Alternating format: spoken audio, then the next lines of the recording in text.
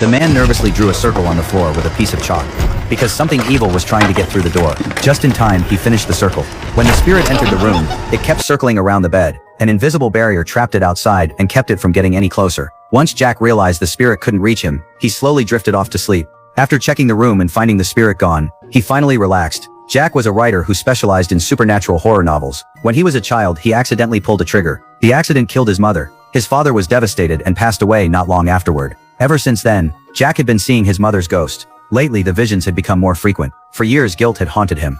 Hoping to give his parents peace, he decided to scatter their ashes at one of their favorite travel destinations. Afterward, he checked into an old hotel where they once stayed. He planned to leave the next day, but there he heard a strange legend. People said a witch had once been burned alive at the hotel. Since then, guests had mysteriously disappeared. After several failed investigations, the owner sealed off the room connected to the legend. Everyone was warned to stay away.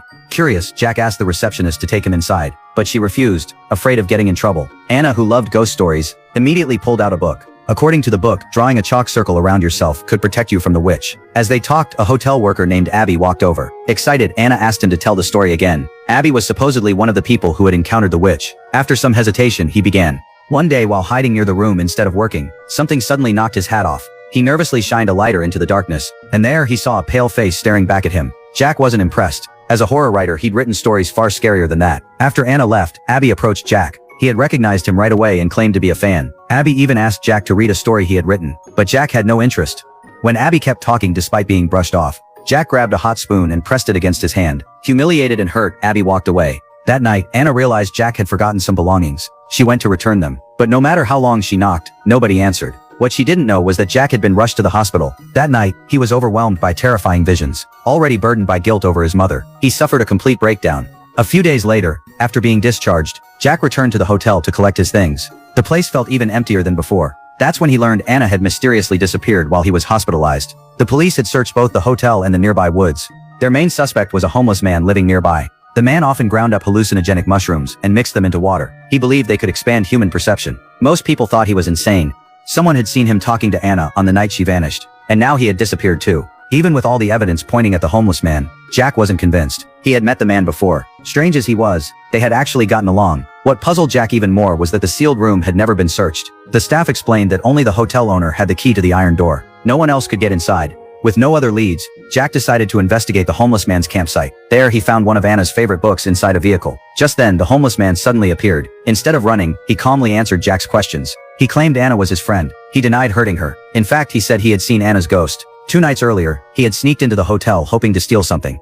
While leaving, an old service elevator bell inside the sealed room suddenly rang. Anna's ghost appeared and pointed toward the dumbwaiter. The homeless man had since stolen the key from the hotel owner. He planned to sneak back into the hotel that night after closing. Curious, Jack decided to join him. That evening, they broke into the hotel. As they headed upstairs, the homeless man went looking for something he could use as a weapon. While waiting near the entrance, Jack heard a loud thud. A security guard had discovered the intruder and knocked him unconscious. The guard never noticed Jack hiding nearby, so Jack continued alone. Soon, he reached the top floor and entered the mysterious suite. Inside, there was nothing unusual, just the smell of decay. Gradually, he relaxed. Without realizing it, he fell asleep. Later, someone woke him up. The hotel owner had discovered the missing key and come to investigate. Without thinking, Jack handed the key over. Just as they were about to leave, Jack noticed a small hidden door in the wall. The owner's reaction was immediate. He desperately urged Jack to leave. Ignoring him, Jack opened the door. Inside was an old food elevator. The owner's nervous behavior made Jack suspicious. He pressed the control button. As the machine rattled to life, something slowly rose from below. It was Anna. Her body had been missing for days. Jack froze in horror. The owner knew the secret was out.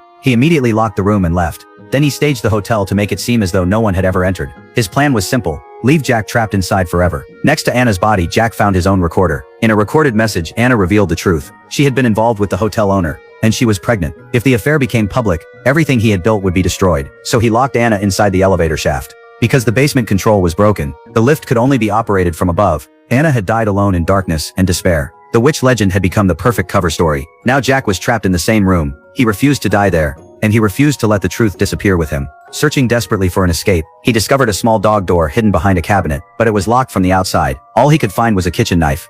He tried removing the rusty screws around the opening. After struggling for a long time, he finally loosened one, but many of the others were rusted solid. What he didn't notice was that something was watching him from behind. A chill ran down his spine. For the first time, he wondered if the witch legend might actually be real, and if all the answers were hidden in the basement. Maybe there was even another way out. Determined to find out, Jack headed downstairs. Before going, he built a simple mechanism using a rotating figurine. It would automatically press the elevator button every hour. That way he wouldn't end up trapped underground like Anna. Carefully, he explored the basement, but there was no exit, only a single wall standing at the end of a long corridor. Defeated, he sat in a corner and listened to Anna's recording again. The fear in her voice sounded far too real, and Jack couldn't shake the feeling that someone was watching him from the darkness. He quickly decided to leave, but as he stood up, he kicked something on the floor. It was a used piece of chalk. That discovery made him even more uneasy. He sprinted back toward the elevator. There was only 1 minute left until the hour. All he could do was curl up and wait. Then suddenly, every light in the basement went out. A moment later, the sound of chains dragging across the floor echoed through the darkness. Jack knew for certain there had been no living thing down there during his search. Thankfully, the hour had arrived. The elevator was about to activate, but the sound kept getting closer and closer. In the darkness, Jack thought he saw a horrifying face. At last, the elevator started moving. Jack escaped back to the room above. Breathing heavily, he looked down through the elevator opening. And there, climbing upward through the darkness, was something waiting for him. At that moment, Jack could no longer deny it. The witch was real.